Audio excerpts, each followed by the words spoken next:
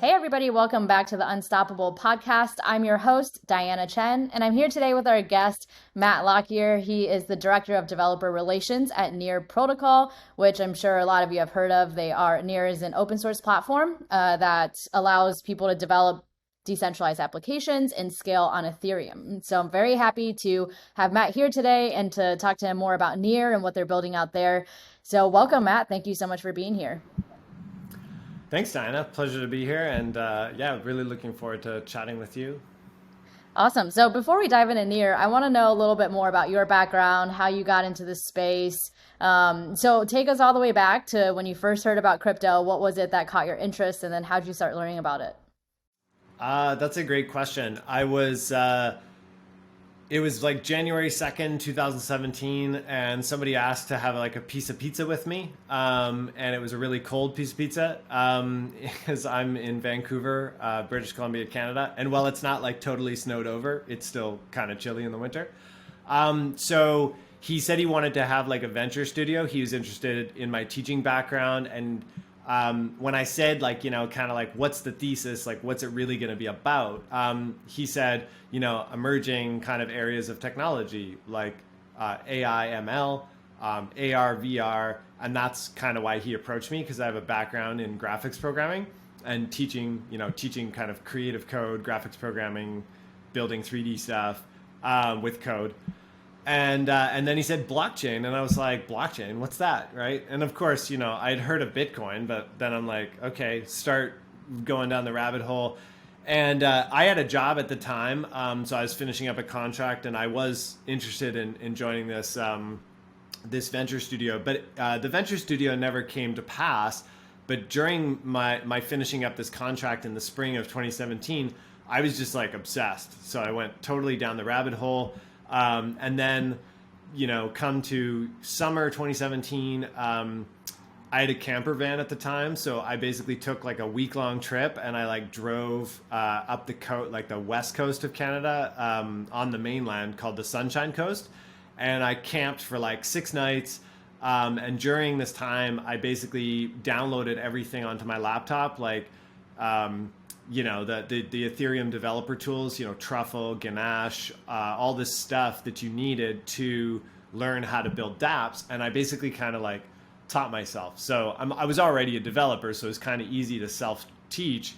But I literally had the documentation for Solidity, the language, and I just like read it front to back while I was by by lakes, by a fire kind of stuff. So it was really it was a good way to go deep. And then I went through the first ETH Global Hackathon, ETH Waterloo, which was October 2017. And I mean, that's where I met everybody. Like the CryptoKitties team was there, the original team, Kevin Owaki, the guys from Maker, Joe Lubin, Vitalik, his entire family, everybody. So it was really cool. It was like a who's who of that community, and I loved it. Like, I really love the Ethereum community. I love everybody in it, and I've just had such a blast over the years, just participating and building and helping teams build, and just being a part of what is crypto. Yeah, that's awesome. Okay, so I mean I would love for you to go ahead and answer that for any newbies listening. What is crypto? How would you explain crypto to somebody who doesn't know anything about it in a way that gets them excited and curious to learn more? Oh, geez. Well, that's like a crazy question. It's like super hard, but I'll keep it as simple as possible. Like, in the physical world, we obviously have limitations on the kind of stuff that we can create and what we can kind of like create value around. So like, if I wanted to start a t-shirt company or a sneaker company, I can only make so many t-shirts or so many sneakers as the physical world will allow me to. But that obviously changes when you think about making like a digital t-shirt company. So you basically just upload digital designs, and now all of a sudden it's unlimited as to how many t-shirts people could order or people could print if you were licensing the designs. And that's kind of interesting because like digital allowed everybody to just copy information and information flows freely. And that's obviously really good in some respects for various types of businesses. Like you think about like software or SaaS models, you copy it forever, right? Like that's great. You know, adding another customer costs nothing. That's a great business model. But it really sucks for other models, like where you're trying to basically have, you know, gamification of scarce resources. So like you have a video game and you have some in-game gold or currency, you have like special items like swords or whatever, you know, like some house or some avatar. And the introduction of and obviously you could do that within one game. That's great. You know, you can back that up on a database. But the introduction of crypto allows users to basically take the items out of those games as if you were literally like buying a T-shirt from one store and then, you know, or a pair of sneakers, which I guess a lot of people are trading sneakers these days. So I'll just use sneakers. I like T-shirts. Come on.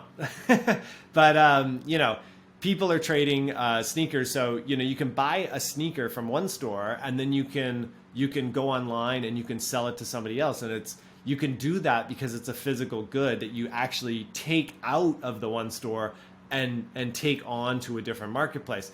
But with a game and like a centralized server, you can't really do that. Like you can't take dance moves out of Fortnite and sell them on like an eBay or some sort of, you know, black market dance move dance market. But what crypto enables is it enables those game developers to tap into essentially an economy, like a substrate, a platform that is bigger than just their game, that is bigger than just their game's database. And it allows players to actually, you know, take the game experience and own something unique from it. Now, obviously, crypto has a lot of like financial use cases.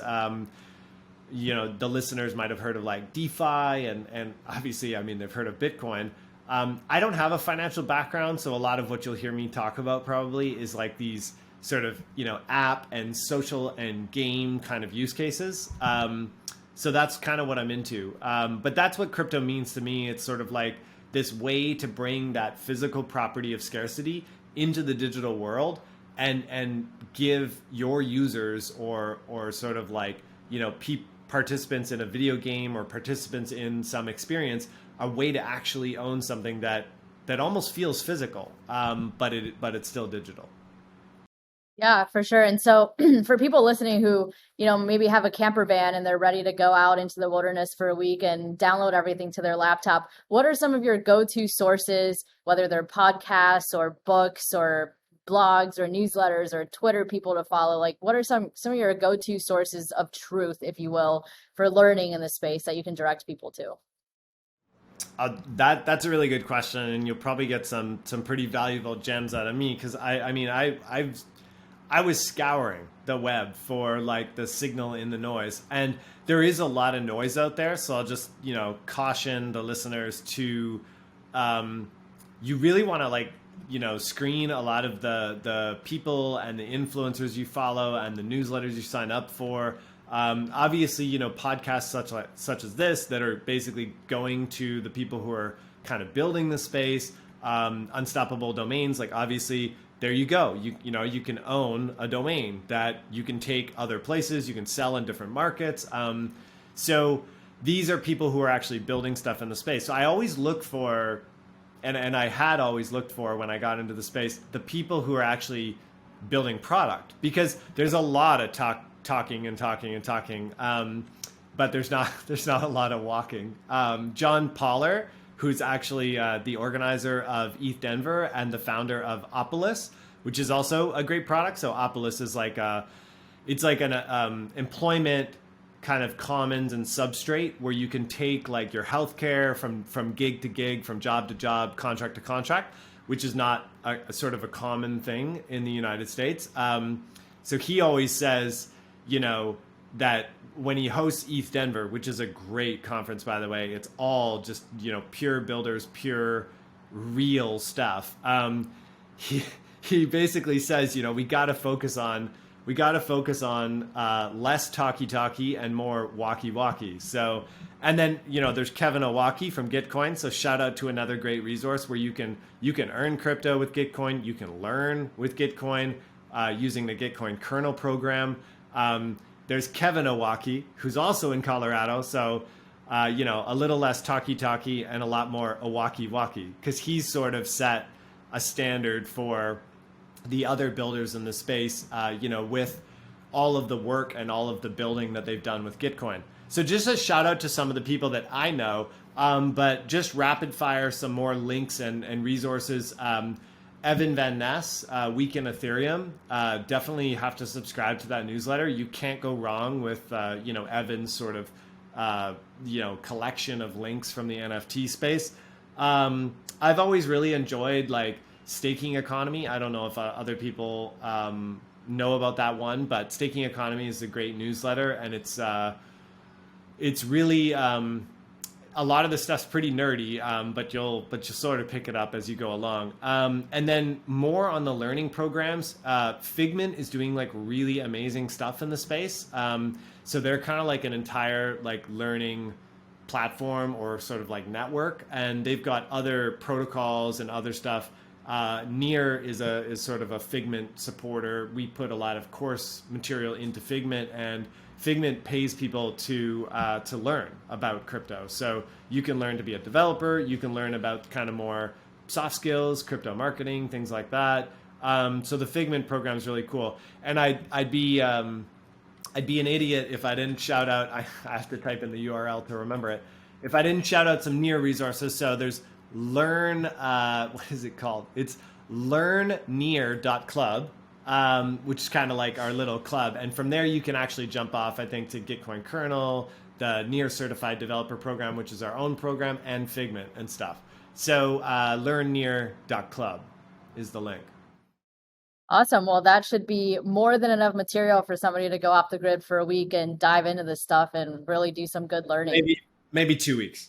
Maybe 2 weeks. Yep. All right. So I want to dive into Near and talk a little bit more about that. So to start off, why don't you, for people who aren't familiar with Near, what Near is or haven't heard about Near, why don't you give us the high level overview of what is Near protocol? Sure. Well, Near protocol is basically kind of like, I guess, one of these next generation blockchains. So started in 2018, development started, and we just launched our mainnet in 2020. So if that gives you, some idea about the amount of research and development that go into some of these crypto networks, it's quite a bit. And we have quite a technical team as well. So they're very bright, but still, to adequately create such a network, and also, to get a community going of validators and people that will sustain the network, it's quite a lift. So it was a tremendous feat for the team to launch last year. Really proud about that. And I joined actually just before the mainnet launch in May 2020. And from what I can tell you, and I don't know the whole story because I wasn't around back in 2018. It was co-founded by Ilya Polushkin and Alex Skidanoff. I probably said Ilya's last name wrong, but no worries. And those two co-founders wanted to find a way to actually do kind of like distributed AI and sort of like train models across basically a lot of computers. But then they came to the point of, compensation and sharing of your data and privacy and like open web kind of challenges, right? So there's this whole movement, Web3, that was this was a very narrow use case in that wider conversation. And then they thought, okay, well, we can probably attract a lot of talent. They're both, ICPI. I don't know what that is. There's like a world chess championship for programming, and they're both like medalists or finalists or something. And they obviously vacuumed up a whole bunch of other brainy coders and got to working on this. So the first sort of focus was about scaling and getting consensus right. And Near launched this whiteboard series where they met with every other protocol in the space, like you name it, like, Cosmos, Polkadot, Solana, ETH, like the Ethereum researchers several times. Justin Drake has been in the whiteboard series talking about ETH 2.0. And this whiteboard series was sort of like a way for Near to learn, but also a way to give back to anyone who is trying to build a crypto protocol and to be very symbiotic with all of the other blockchains in the space. So the whiteboard series from there, Near was focused on scaling, and then they moved to be focused more on developer experience and user experience, because I think as a collective organization, just around the time I joined in May 2020, the organization had been shifting towards, okay, we have this amazing blockchain, like really easy to build and develop on.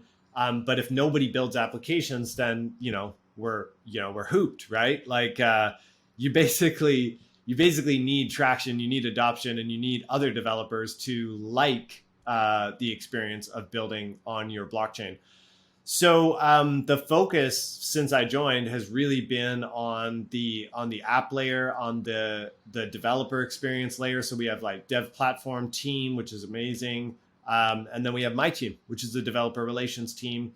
And unofficially, I'd say that, we build cool shit and we help other people build cool shit on Near. But the sort of official thing is that we have a developer relations team. We kind of have, traditional developer relations as you would know it, like support in like channels and education and docs and things like that. And I mentioned the education resources before. But then we're starting to see people like myself and a few other people from the DevRel team. We're actually starting to see a movement towards kind of more of like a BD product-y kind of unit. So I can't say too much about that, but there's stuff's happening, and you'll see like a kind of an evolution of pretty strong product teams, not just from the DevRel team on Near, but from the product team that built the wallet. There's some sort of movement of kind of a core group moving out there to do more product stuff. So there's lots of kind of spin outs happening in the Near ecosystem, which are really exciting. I hope that, what was your question? Hey, no, that answered a lot. There's a lot to unpack there. I think what I'm going to start with is I think any technical people or developers listening would be really mad at me if I didn't give you a chance to get technical and explain some of the technical components of Near. So, like, why don't you explain for the developers listening, like, how does Near make it easier for developers to build these dApps, and explain, like, I know you guys have a cool rainbow bridge that links, the layer 1 Near to layer 2, I think, on Ethereum, but go ahead and explain all of that. Sure. Yeah. So for the technical people in the room, and then everyone else, you'd probably skip ahead. I'm looking at the time. Maybe I'll need like about 6 or 7 minutes. I'll try to stop myself. But yeah, I love to get into these details, but also kind of work with metaphors. I was joking about skipping ahead. Don't skip ahead. I like to work with metaphors that kind of make it a little more accessible. So I was told in academia, to make the presentation interesting and then tell everybody, if you want to read more, just, you can grab the paper, so you can grab the many kind of Near white papers and articles. A lot of them were written by our founders, Ilya and Alex Skidinov, and Eric Troutman, who's the director of the Near Foundation. They're prolific, like they are publishing all the time. So you can always go into those resources and those blog posts, white papers for more information. I'm going to really quickly take you through like the technical aspects of Near and why I think it's kind of special for developers. So right away, something to understand is that Near, like a lot of the next generation blockchains, including ETH 2.0, is sharded. But Near's approach to sharding is much different than anyone else's approach to sharding. And that's actually what kind of got me curious to learn more about Near. I met the co-founder Ilya at ETH Denver 2020, just before, COVID stuff. And I met him in person, and we went pretty deep on this. So Near is sharded. Near uses an approach to sharding that that developers do not need to write their applications in such a way that they're shard aware. So they don't need to know like, oh, my application is on shard, XYZ, but the DeFi app that I want to actually compose with is on shard ABC. So a lot of this stuff is actually taken care of for you at the core protocol level. So that approach to sharding was really interesting to me. And as a developer, I really wanted to go to a protocol like a blockchain that I could build apps on, consumer apps on, that made it kind of, really easy and fluid to do so. And I didn't want to have to worry about all these headaches. I had actually worked on another blockchain, and you had to kind of be shard aware, they call it, like, as a coder, like as a developer of an app. And I just thought, okay, well, this is going to become unusable. Anyways, so that's one thing that's really interesting. If you want to learn more about Near's speed, finality, transactions per second, all of that jazz, consensus mechanism called Nightshade, which is like a nod to like some sci-fi character that I don't know about. And I'll probably get like dirty messages about not being like a sci-fi nerd now, because everyone in Near is like a sci-fi nerd. But anyways, if you want to read about all that stuff, again, just go to the stuff, go to the white papers and blog posts. One thing I really want to talk about, though, Diana, which I think is the best part about Near, is the account system. So as a developer, everyone on Near has a human readable account name. So this is basically like taking a project like the ENS, and let's not forget, amazing project, amazing work done by the folks who actually stood up the Ethereum naming service. But it is a project on top of Ethereum. So, not only do you have to learn how to make, Ethereum smart contracts and write Solidity and deploy them and all of this sort of intricacies of the Ethereum blockchain, when you want to have human readable names, you got to go look at this other project, And then if you want to go in Near's account system too, we have the concept of access keys.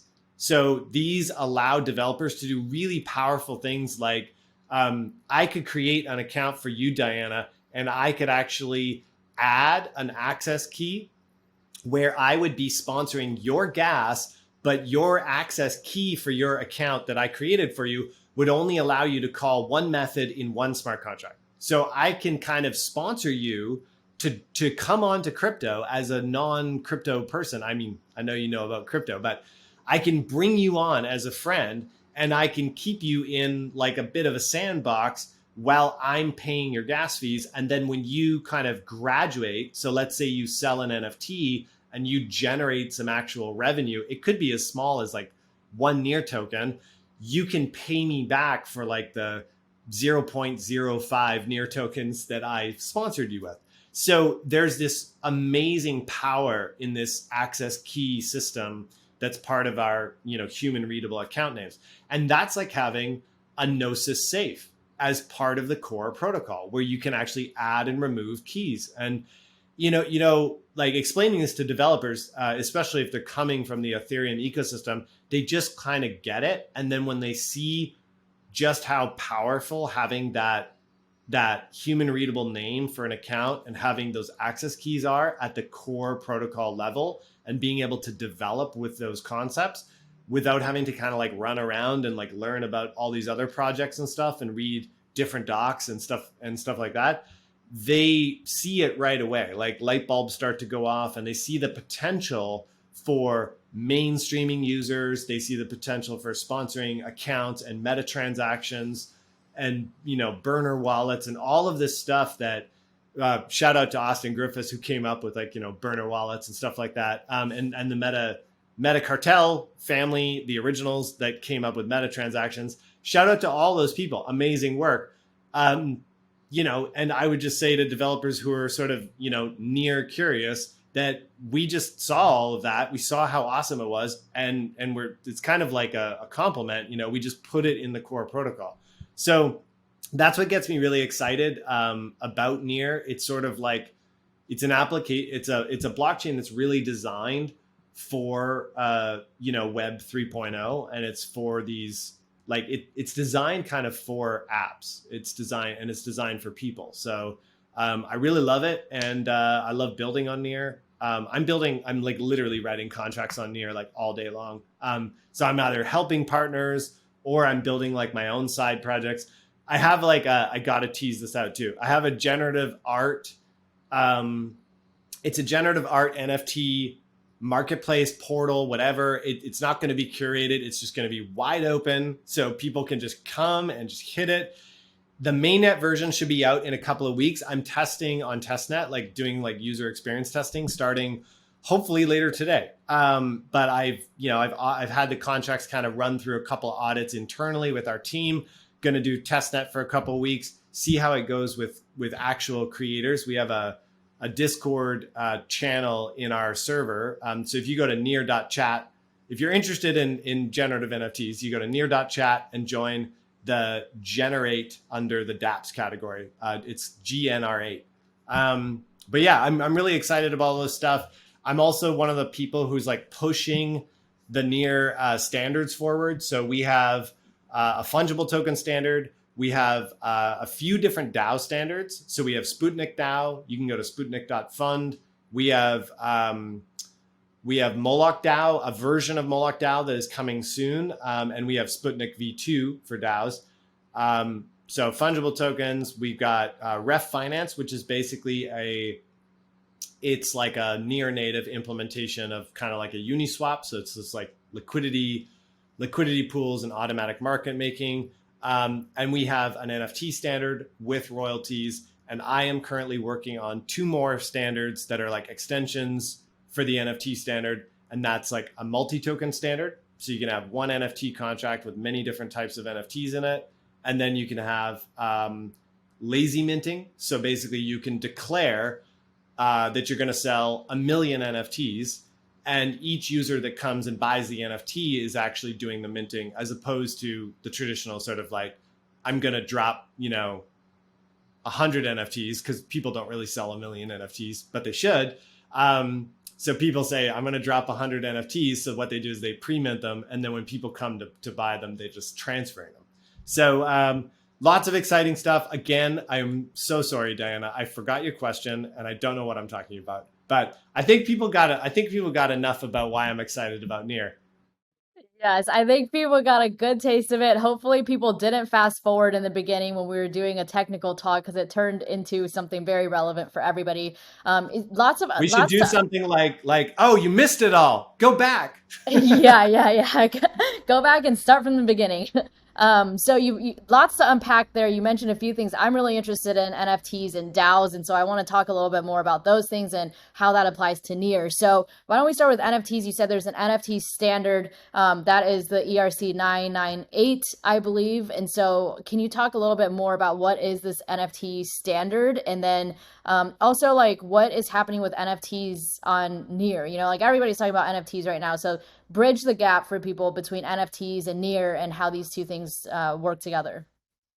Sure. Yeah. Let's go back though so the ERC 998 is actually an Ethereum NFT standard that I was developing with another. I came up with this idea, and then I sort of got a lot of people interested, but then only one guy stuck around to actually help me do the work. And his name is Nick Mudgeon. So it's like at Mudgeon on Twitter. And I believe it's like at, and it's like MUDGEN, I think. I hope. Sorry, Nick, if I got it wrong. He now works on the Avagachi's project. And he uses like a variant of the work that we did back in the summer of 2018. So, and Avagachi's just launched, like, I think at the beginning of this year. So like, think about like how long it takes to just launch like a complicated NFT. So, and going back to the original idea. So let's talk about like composability and composable NFTs for a sec. There's obviously projects nowadays that are really popular. There's set protocol, and shout out to DeFi at DeFi NFT on Twitter. So it's just at DeFi NFT. but the project's called Charge Particles. The founder, Ben, is super awesome. And basically these are NFTs with like fungible tokens inside them. So they're like charged up. So pretty cool concept.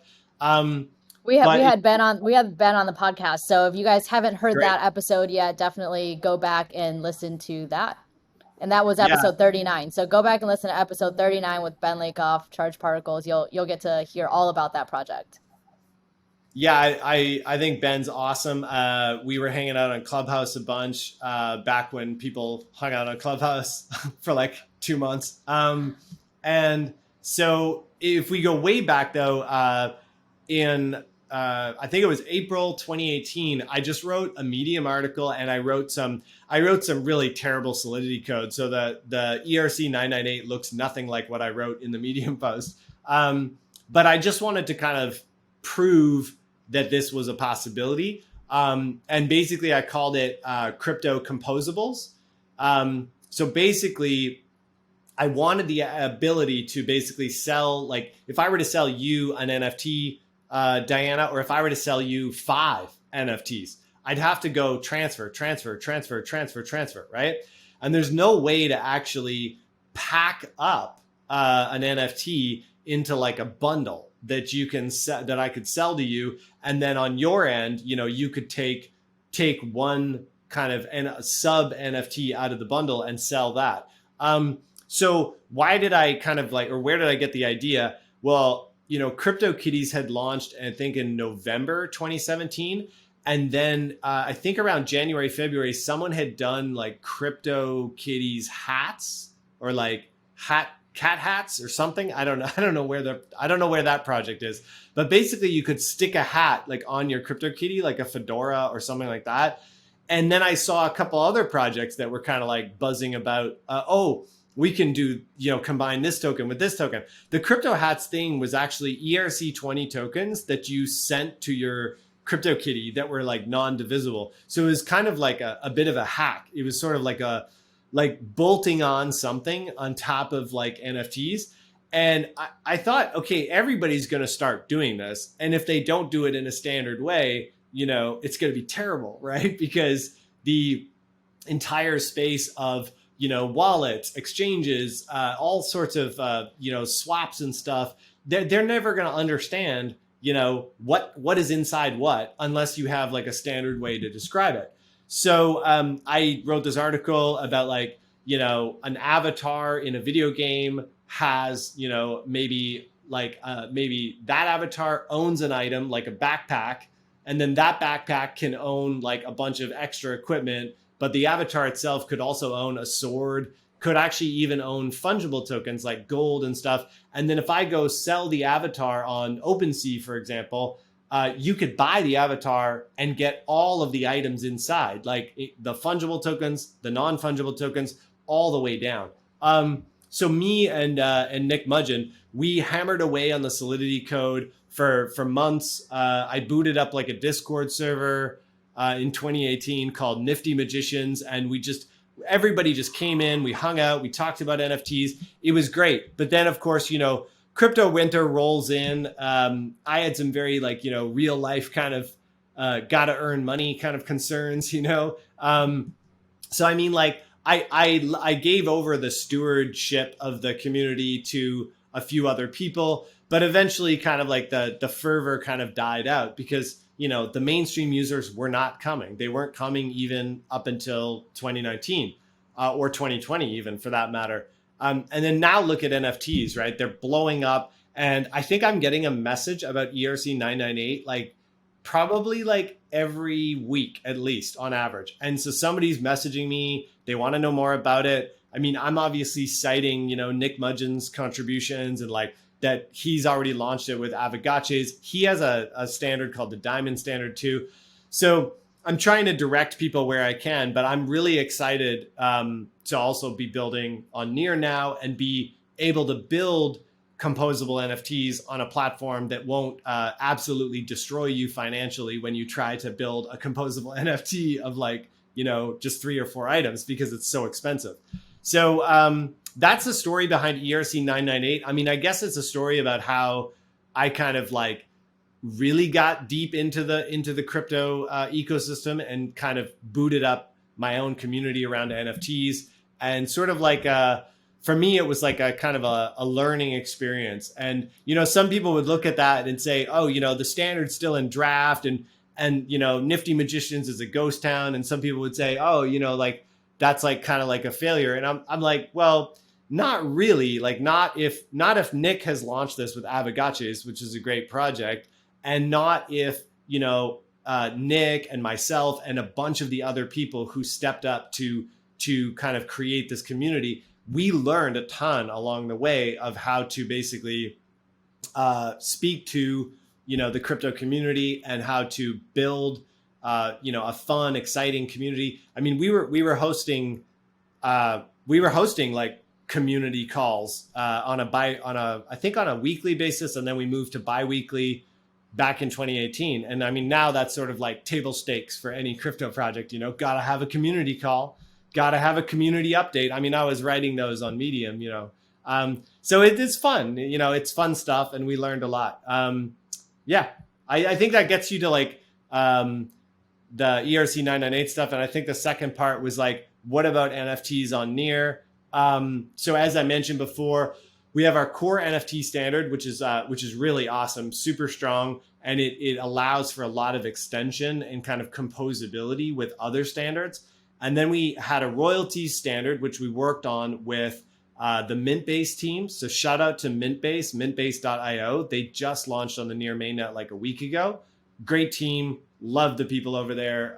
They're just super warm and kind. And they have this huge community called CreateBase, which is sort of like, it's kind of like like a sister organization, but it's just the artist community. And they're like they're like almost at like 1,000 people on Telegram, I think. And there's all these near Mintbase.io stores popping up. Mintbase started on Ethereum, and just like, a lot of people, they were kind of crushed by the fees, because Mintbase's approach to NFTs is very, grassroots, artist focused. And you can't, like a lot of artists online, you can't roll up and say, oh yeah, for every edition of this painting, you're gonna have to spend like $50 to $200, and it depends. There's like surge pricing, like Uber. I mean, you just can't say that to some digital artist who isn't really a technologist, but they want to actually, do artwork and stuff. So shout out to Mintbase. We worked on the royalty standard that allows royalties to be fluidly paid out to like a whole ton of people. So you can create NFTs on Mintbase and other near NFT platforms. And you can actually list, royalty recipients, and they'll receive a perpetual royalty of the gross sale, like no matter whether it's on like secondary or whatever. So that's great. We also just had an in-house NFT marketplace that just launched for Bitcoin Miami. There's a lot of near people down there, and we have an NFT lounge going on. Can I get you the link to that? I'm just gonna shout it out. I'm gonna shout out all these links.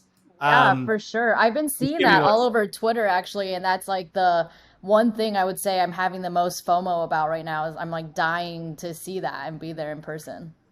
Yeah, so if you go to nftgallery.eventbrite.com, that's an easy one, right? Like nftgallery.eventbrite.com. That's the NFT lounge in Miami right now, like literally happening right now. It's from 10 a.m. to midnight every day, Thursday, Friday, Saturday during Bitcoin Miami. And they just launched Pluminite. So if you go to, I'm just volleying links at people like through audio, but I hope they listen. Pluminite is Pluminite. Pluminite. That is a in-house NFT marketplace gallery that's like free to mint. There's like a few free mints, and like we're just having fun over at Near. We're just having fun. We're making NFTs. We're having a whole blast. And Matt, are these things that people can access later on too? Because just for reference, we're recording this at the beginning of June during Bitcoin Miami. This is going to be released after the fact. And so when people are actually hearing this, can they still are there still links they can check out for Pluminite or for these NFT galleries? For Pluminite, yes, but the NFT gallery is probably past. Sorry, Oh man. I got so in the hype and the FOMO of these events happening that I just realized while I was speaking to, I was like, oh man, they're probably going to listen to it later. But yeah, Pluminite, you can check out mintbase.io. You can definitely check out, and always, Near's working with other developers in the ecosystem as well. And I'd be kind of like, I'd be missing something huge if I didn't say, we're also working with collab.land. If you've ever joined a Discord group and you had to have a certain amount of tokens to join it, you have probably used collab.land. So they kind of invented this sort of, token curated chats. James Young, the founder, is like the godfather of token curated registries, which were a big hit back in 2017, 2018. And he also was one of the co-founders of Moloch DAO. So amazing stuff that we're working on with them, and more to come. So like more kind of announcements will be coming up about some pretty big projects that we're working on. Nice, nice. And then taking a step back and looking at the NFT ecosystem as a whole, where do you see NFTs going in the future? And, again, like right now, for context, we're recording this beginning of June. Everybody is like freaking out about how the NFT value has been dropping like crazy. And, people are kind of like questioning the whole NFT ecosystem. So from your view, where do you see NFTs being in the long run? Are NFTs dead? Obviously not. Just explain why they're not and where you see NFTs being in the long term. Yeah, I'm not questioning the NFT value stuff at all. I actually, now's the time I'm going to give you some really strong opinions. And I mean, I'm probably going to get some like mean messages, but I don't think like, $1 million NFT sales are particularly healthy for NFTs, like the ecosystem or the economy or, the technology. The reason why I say that is because I think the only thing it does really is it attracts a lot of eyeballs. And the question is, what are those eyeballs? It's largely a lot of people who are, coming into NFTs because they think there's money here. And that, well, that's good in some respects. And of course we do need a lot of really strong kind of capital formation around teams of builders that are launching like real products and stuff. I just think that the hype and the mania is not the sustainable stuff that we want to do with this technology.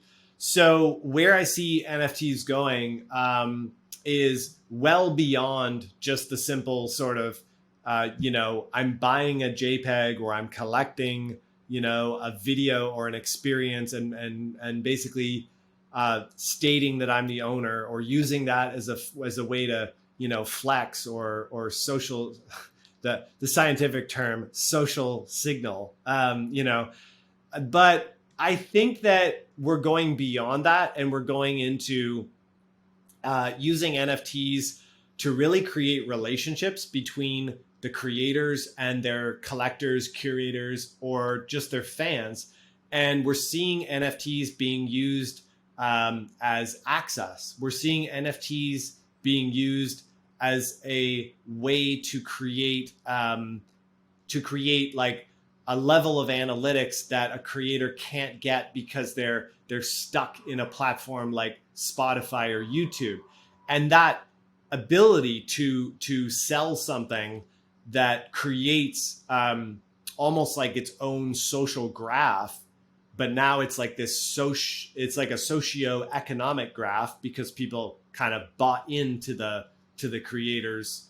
They kind of bought in to be part of this graph, this fan base, but then maybe they traded it, and then this graph kind of evolves over time. So at one point, I might have been into some artist, some creator, and then I sold the NFT, but that just got bought by somebody else. And so you're building these graphs and you're identifying who your kind of like super fans are in this living, breathing, socioeconomic kind of graph, which is a very powerful concept. And then I think using games, whether they be, economical or whether they just be kind of like social games or just like little, to do tasks like, retweet this and I'll drop an NFT to you. I think using games is starting to become like a new kind of modality for NFTs. Get an NFT, and then if you had a Gen Zero NFT, you can retweet to qualify for this next NFT, or you have to find another friend who has like a Gen 5 NFT, and you guys have to come together and like you have to show up at a web page at the same time, or you have to tweet the same thing, and you have to do some game to like smash your NFTs together to unlock some new potential, some new value. So I think that you can actually get your you can get a direct relationship with your fan base, and then you can piggyback by using crypto and by using NFTs. You can piggyback on existing behaviors of gaming. You can piggyback on existing behaviors of like sort of saving and holding, voting. Like, so using your NFT, if you had to burn your NFTs or you had to burn some social tokens or whatever to basically accomplish something, if you had to burn those items, then all of a sudden your fan base has to make choices, and you can use that to A/B test what actually is good for your fans and what they're truly interested in. And then, I mean, if that wasn't enough, imagine also like kind of, building the narrative where your fans are part of the minting, are part of the creation process. And this is like, the marriage between, I think, crypto and NFTs in particular, and user generated content with a strong brand and a strong creator. That sort of intersection is going to just explode. Like, I think it's going to make people just, I always say it's going to melt faces, because it's really going to be like a crazy, like hugely democratized kind of thing. And I mean, a lot of people would say, well, it's happening here. It's happening in, Steam, or it's happening on Fortnite. They're doing all these cool games and stuff like that. And that's all well and good. But I mean, again, we know most people who are listening to this know why we're kind of in crypto. Like, it's great that it's happening like in one game. It's great that it's happening, on one platform or service. But, people can get canceled, and creators can have their revenue streams cut in half, and, their fan base is just ripped away from them. Like, Facebook pages shut down, YouTube accounts shut down. Like, and on top of all of that, fans can have their scarcity diluted by these big platforms. Like, you buy a dance move that you thought there was only going to be 500 of. So you do that economical thing of holding your dance moves. You don't use your dance moves, and you think that you're going to be the last person to be able to dance this dance move at a really big concert in Fortnite. But then all of a sudden Fortnite goes, hey, selling this dance move was really lucrative for us. We're going to sell another 5,000. And all of a sudden, oh, you're not special anymore, but you were planning to be special. And so that can like really crush like the relationship between like the fan and the game and stuff. So I think that we're going to start to see really smart creators leveraging this stuff. I think as early as, this fall, I think we're going to see a real big kind of explosion in NFTs and use cases that are beyond the table stakes, which is basically right now, okay, you can mint an integer and you can map it to a JPEG, and that's table stakes now. And like, you can let people buy and sell those on OpenSea or Rarible or whatever platform, I think we're going to see real purposeful utility that's building relationships between creators and their, and their fan base, and building this graph out, this like socio-economic graph. I don't know. I should probably write a Medium article and get in front of all of this stuff that I just said, but somebody's already probably written it as well. Just like I see people writing about like composable NFTs now, and I'm just like, I just keep posting my Medium article from 2018. I'm like, yeah, guys, it's all in the manual. It's right here. Yeah, I mean, you for sure got to get on Medium or go get on Mirror and start writing there. But I've Oh talked to yeah, so the many right people. race.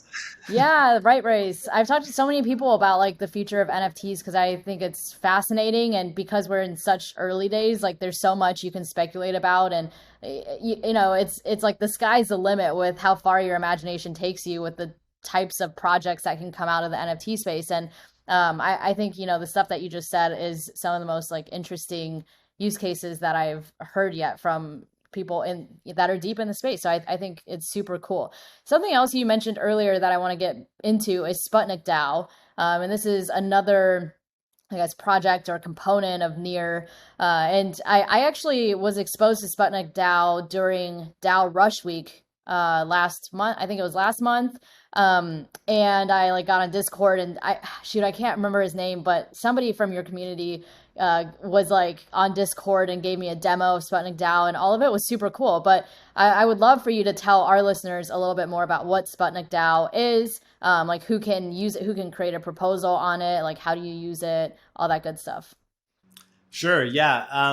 Sputnik DAO, or if you're using the Russian pronunciation, it's Sputnik or Sputnik, something like that. But basically, you can go check it out at SPUT. I want to make sure I spell all this stuff correctly. I got it here though. It's SPUTNIK.fund. So Sputnik.fund.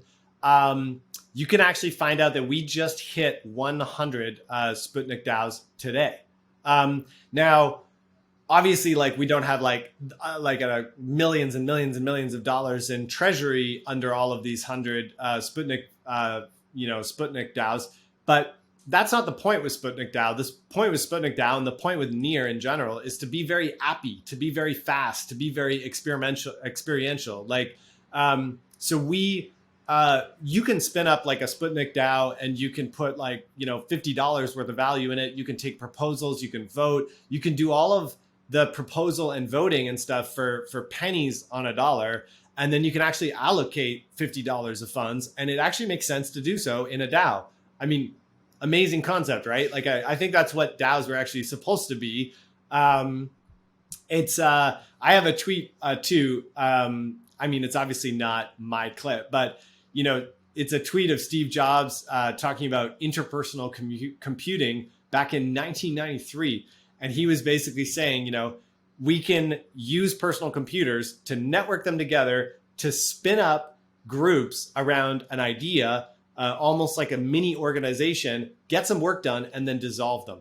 And that's actually like, what I love about the Near team and just the wider community. You mentioned the community member that gave you a demo of Sputnik DAO. What I love about this community is that they are really about just, spinning something up and doing something and having some fun, and then just allocating funds and dissolving. And that's what's really cool about it. Like you can actually do all of this stuff relatively frictionlessly. We gave away a ton of grants during ETH Denver back in February, the virtual one in 2021. And that was all through Sputnik, and people just couldn't believe how easy it was. They just went to Sputnik.fund, they wrote some text, they said like, okay, proposal, and they just asked for like 10 Near tokens to buy some pizza or something like during the hackathon. And we were like, yeah, sure. And I mean, like, it just kind of like, it really changes the game when you get like down into that sort of like great UX. And Sputnik V2 is coming with a lot more like a lot more features where you can have like different layers of voting and different layers of proposals and stuff. Like, so it's pretty comprehensive. So just keep your eyes peeled for that. It's just great stuff. I really love what's happening there, and I think that's the same sort of flavor with which we launched, NFT projects. Like Pluminite was that low cost, easy to experiment, and then projects like Mintbase came to Near because of obviously low fees and the ability to send out transfers to 10 or 20 different royalty recipients and not actually have it cost a fortune. Yeah, for sure. So I know you've like shouted out a lot of projects that are built on Near already, but a question from the community, Hot DeFi Summer on Twitter wants to know which Near project do you think is flying under the radar or undervalued at the moment? Ooh, that's tricky. I want to just preface anything I say about shout outs to projects. If I missed shouting you out, I'm sorry. But I have just I have a mind that just works like with what comes next. So basically I just shout out the names of stuff. Um, there is another NFT project on Near that was actually the first. It's called Paras. It's paras.id. They're doing an incredible amount in revenue right now. It's a couple of guys from Indonesia, and they thought they were going to do like an identity protocol, but then they pivoted to an NFT platform, and 3 weeks later they launched. So pretty interesting story there. Paras.id, it's Paras. Flying under the radar though, let me think. I'm trying to think what do I know about that's coming up. Well, I do think that the work that collab.land is doing, like they obviously have Ethereum stuff already running, but the work that they're doing, I think, a person like James Young is kind of like, he's a futurist, and he's kind of like, he lives like his reality is everything that I just talked about next gen NFTs. He kind of just thinks, oh yeah, it's happening, whatever, it's going to happen, no problem. But I think that not a lot of people are realizing the impact of some of the things that they're working on right now, and some of the stuff that they're building on Near. There's some big launches coming, so there's some stuff like we can't talk about, but obviously I think that that's kind of that's a snoozer right now, but it's going to take off probably this summer. Other projects, I know that there's a bunch of DeFi projects, but I'm not I'm not the best person to ask about that stuff.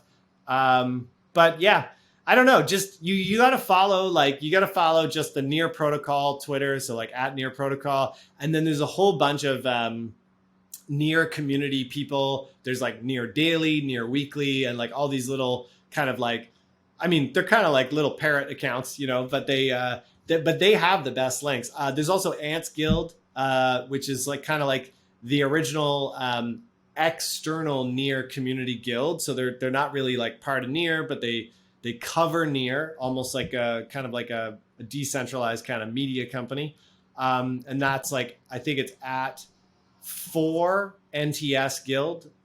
So they're called Ants Guild, but with a 4. So like cool. Yeah, very cool. No, I love it. Okay, and then I've got another question from the community. This one is from Pock on Twitter, or Pock. Not sure what they go by, but they want to know what is new for Near in 2021. Where do you see Near in the next year, and where do you see Near in 5 years? What was that? What's new for Near in 2021? Yeah. And then where do you see Near in 1 year, and then where do you see Near in 5 years? Okay. So in 1 year, so we obviously know that, NFTs made a bunch of like big headlines, and then they kind of dropped off. And there's a lot of people speculating, what's going to come next. Is it DeFi 2.0? Is it DAOs 1.0? And I'm talking about this in terms of like hype, Obviously, the questions around probably like what's going to be hype, right? Like hype AF, as the kids say. So, like DAOs 1.0 has never really hit, right? Like we've never had like just like a insane like 2 to 3 month run of just DAOs, right? So that could happen. I definitely think sooner than people expect, NFT 2.0 is going to happen, and I do think it's going to kind of happen this fall. I think Near is going to be really well positioned. There are some launches that are happening this summer that are going to like, again, melt faces, that are going to really make Near like a viable contender for a place where you can not only do NFTs, but do NFTs that are like, like NFTs 2.0, like really like all of the use cases that I described, and probably then some. There's lots of games launching on Near, which is very interesting, and game companies that are taking the tact of like becoming like the SDK for NFTs and things like that. So I definitely think that there's a great chance for Near to be a part of that narrative of NFTs 2.0. And again, like I'm sorry to say, but like I can't speak a huge amount about the DeFi stuff, but let's talk about that bridge for just one sec, because the bridge is cool, and Aurora as well. I think I'd get like excommunicated from Near if I didn't talk about Aurora. So simply put, Aurora is Ethereum on Near. Like it's basically the EVM. It runs on Near. You can actually go to Aurora and you can use MetaMask and basically just switch the network to the Aurora network. So I can't underscore this point enough, or like emphasize it enough. Like this is crazy how technical and how safe, secure, but also how well thought out the user experience is for things like working with Aurora. So if you've ever worked with like an L2 as a developer, like a layer 2 or a sidechain or whatever they're calling them these days, because there's some debate about that on Twitter. If you ever worked with them, you notice that there's like trade-offs, or you can do everything you can do on ETH mainnet, but you gotta just do these little tweaks. You gotta just like move this or spin that or do whatever, right? And then when your users get on them, you just got to bridge this, just got to do that, right? And there's all these little movements. What I can tell you about the Aurora experience and Aurora with the Rainbow Bridge is that it's just super. It's like the most frictionless experience ever, and it's there's an incredible team leading it, and that's actually also one of those teams that's actually like spinning out of like Near core. So true to kind of decentralization, Near is actually spinning out a lot of the product teams that are building some of this stuff. So like, myself with kind of NFT standards and consumer apps and DAOs, we're kind of like going to be spinning out over the next sort of 6 months. The Aurora team is spinning out. I think that's already, been announced. There's like a cypherpunk guild for privacy stuff built on Near that's already kind of spun out. I think they announced on Twitter this morning that they're like their own legal entity now. Yay.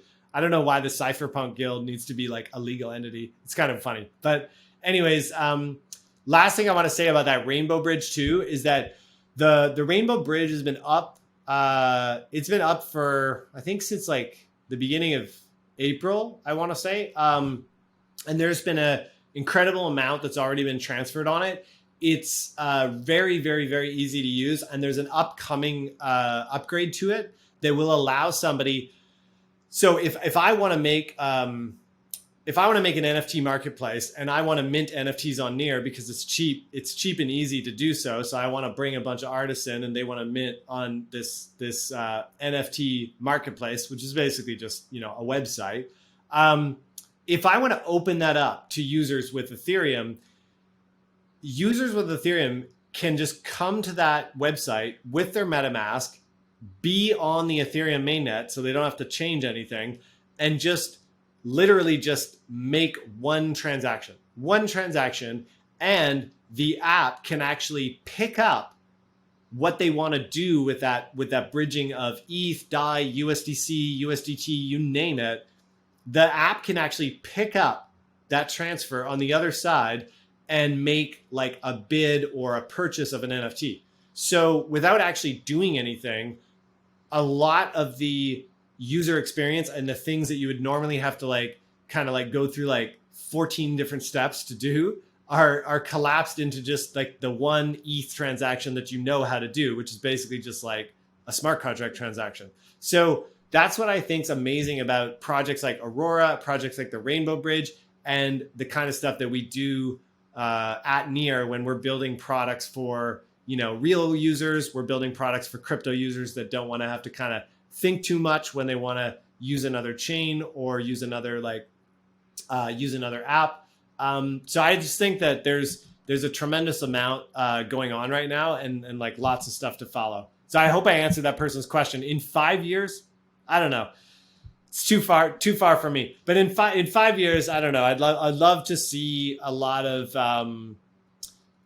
big brands, a lot of big businesses, and a lot of like maybe existing ones. But I guess where my heart lies is like more not with the incumbents, but like with the startups and like with new people who are kind of native to this ecosystem. I'd love to see them having a lot of success, and I'd love to see them in 5 years, building on Near. For sure, for sure. All right, last thing, Matt, before we wrap up here, as a podcaster, I have to call this out, but Near has their own podcast, Next Creators Podcast, hosted by Sasha from Near, and then occasionally you hop on and co-host as well. So tell people a little bit more about the podcast, like what types of stuff do you guys talk about? What's like the long-term vision for it? Do you enjoy hosting more, or do you enjoy being a guest on a podcast more? That's always a question I have for podcast hosts, because personally, I like hosting so much more. And so I'm just curious to hear from other people as well. That's a great question. And yes, shout out to Sasha or Alexander Hudzilian. You can find him on Twitter. He's pretty easy to find. I think his profile picture is like kind of like an Uncle Sam, but his face is kind of like deep faked into like an Uncle Sam poster that's like, I want you. Sasha does an incredible amount for the Near ecosystem.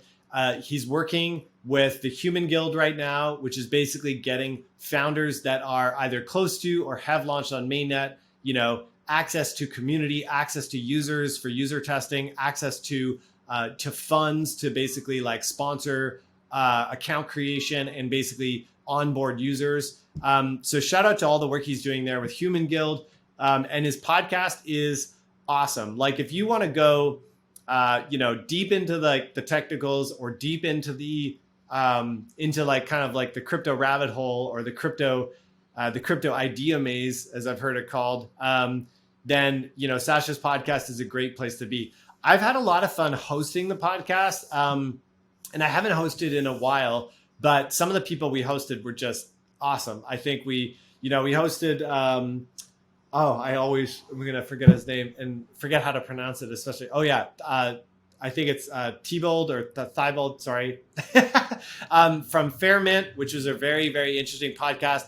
We hosted Robin Schmidt from the Defiant, the creative video guy that you probably all know about, and that was so funny and so hilarious. I think my cheeks hurt after kind of co-hosting that one with Sasha.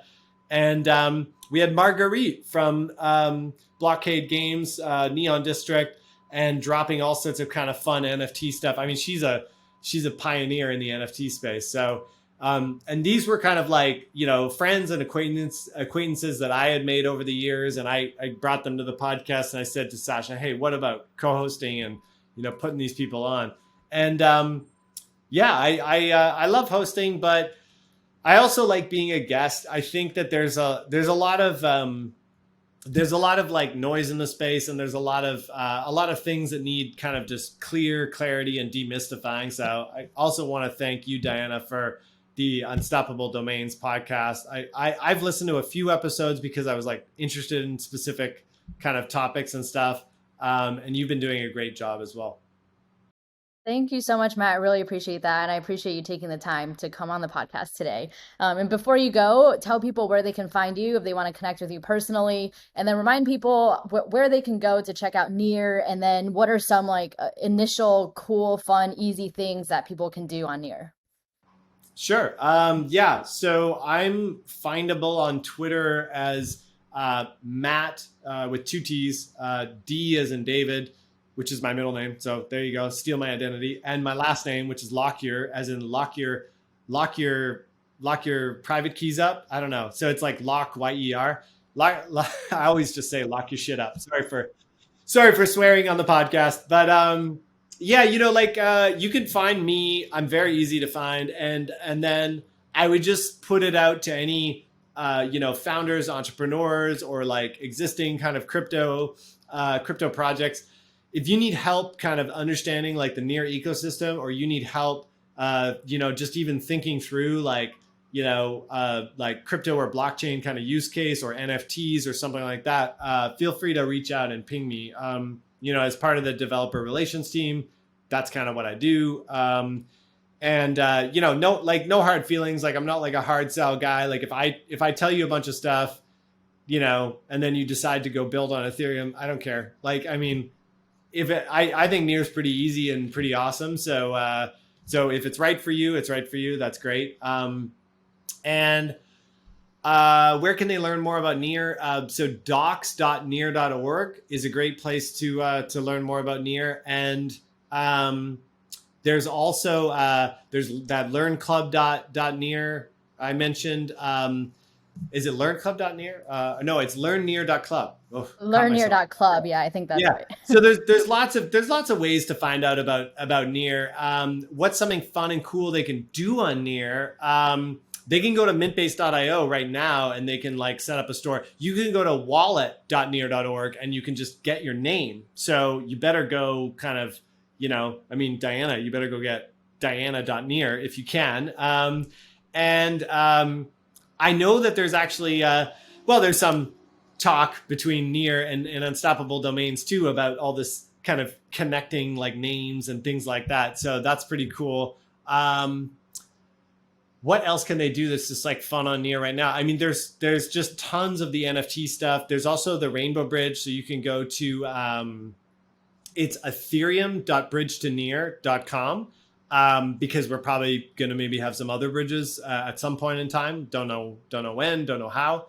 Ethereum.bridgetonear.com. You can try the bridge. You can send like tokens to your Near account. You can also do this on testnet. So if you don't want to spend a fortune, if ETH gas price is like high or something, you can try it on like Rinkeby. You can try it on Ropsten on the Ethereum side, and then you can try that on the Near testnet. So it's you can get an account there, wallet.testnet.near.org, I think, or testnet, wallet.testnet.near.org, I think.